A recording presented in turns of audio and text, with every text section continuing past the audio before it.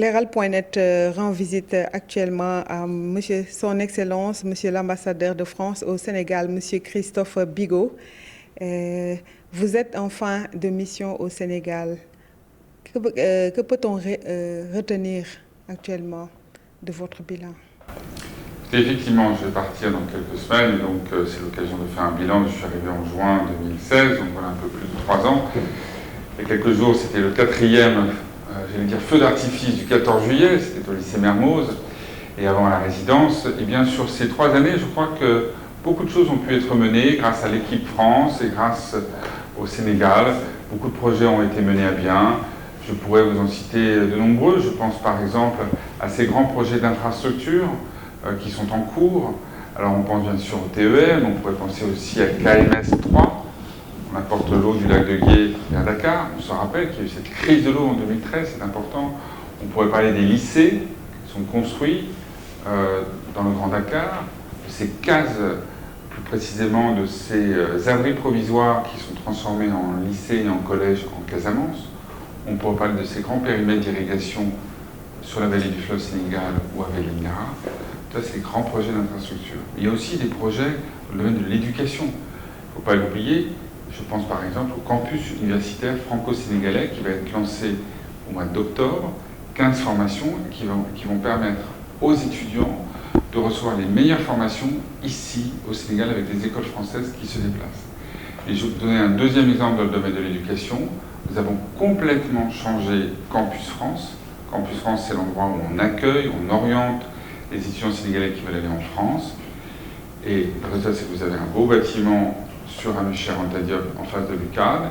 Et c'est qu'on est passé de 2500 étudiants sénégalais qui allaient en France chaque année à 4300. Vous voyez, une augmentation très forte. Donc l'éducation, c'est essentiel. On pourrait parler de culture. La France a beaucoup contribué à l'ouverture du musée des civilisations noires, avec le musée du Har, le musée des armées, le musée du Quai Branly.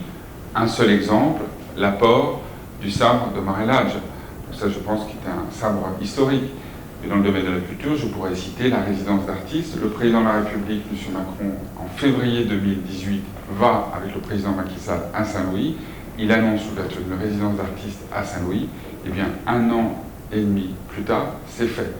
Ça a été lancé, des artistes sont présents, c'est un lieu magnifique à Saint-Louis. Culture, éducation, infrastructure, on pourrait parler de sécurité. Si on parle de sécurité, par exemple, il y a cette école très importante pour lutter contre les menaces cyber qui touchent la vie de chacun, des entreprises, les individus. Donc voilà des projets très concrets qui sont menés à bien et sur lesquels on va continuer à travailler. Et vous avez aussi tout le réseau des instituts Dakar, Saint-Louis, Ziguinchor, Kaolack qui ont travaillé ensemble pour organiser des forums jeunesse, pour organiser des événements qui visent à, je dirais, primer, à donner aussi des fonds, à donner de l'expertise à tous ces jeunes qui veulent créer leur entreprise. Donc voilà quelques exemples très concrets. Dans le domaine des hautes technologies, puisque je parlais des jeunes, de la high-tech, eh bien nous avons aussi lancé ce réseau Teranga Tech pour faire en sorte que entreprises sénégalaises et entreprises françaises travaillent ensemble dans ce secteur qui est très prometteur. On pourrait parler aussi de ville durable.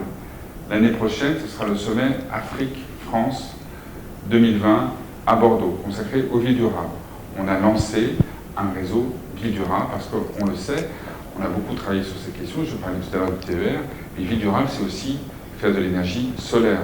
Nous avons beaucoup contribué avec des entreprises comme Eiffage, Vinci, mais aussi des financements, Proparco et Meridiam, pour favoriser la montée en puissance de l'énergie solaire au Sénégal. Voilà quelques exemples très rapidement. Oui, et comme on le constate, votre passage a été marqué par une forte présence des entreprises françaises au Sénégal et la signature de gros contrats dont le train express régional TER, l'autoroute à péage, l'implantation de grandes surfaces commerciales. Aujourd'hui, quels commentaires cela vous inspire-t-il? Eh bien, c'est la modernisation du Sénégal qui est en cours. Tous les projets que vous venez de citer font du Sénégal un pays moderne, un pays émergent, un pays qui offre un visage qui est très attirant pour les investisseurs. Pour tous les pays de la planète ont aujourd'hui envie de venir au Sénégal parce qu'ils voient ces infrastructures, cette qualité-là. Ils voient cette sécurité, ils voient cette stabilité.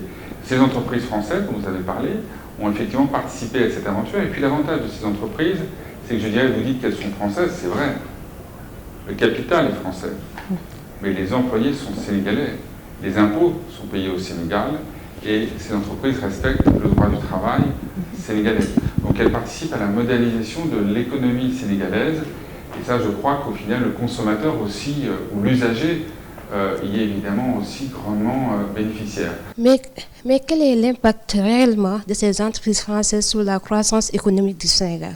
Donc ça, je crois qu'il faut le demander aux autorités sénégalaises. Mais ce que je peux vous dire, c'est que on chiffre, c'est le chiffre qui est donné en général, c'est qu'il y a à peu près 20 000 emplois qui dépendent directement, donc des gens qui sont payés directement par ces entreprises. Donc ça, je crois que c'est important. On donne souvent aussi la part des impôts qui sont payés par ces entreprises, donc une part aussi élevée. Donc c'est une part qui est très significative. Après, il y a beaucoup d'entreprises qui investissent au Sénégal. Comme je le rappelle souvent, il ne vous aura pas échappé que British Petroleum, comme son nom l'indique, est une entreprise anglaise, que les entreprises ici qui s'occupent des mines d'or sont en général anglaises ou canadiennes, que les phosphates, qui est une grande ressource du Sénégal, est exploitée par une entreprise qui est indienne et indonésienne, et que la principale banque du pays, au Sénégal, elle est marocaine. Donc il y a beaucoup de pays qui trouvent que le Sénégal est un endroit où il est bon d'investir. Et croyez-moi, nous, en France, on cherche toujours à recruter des investisseurs pour qu'ils viennent investir en France. Parce qu'un pays où les investisseurs viennent, c'est-à-dire que c'est du capital, de l'expertise, des technologies, des emplois qui sont créés. Donc c'est un signe de bonne santé de l'économie sénégalaise que tant de pays veulent ici venir investir.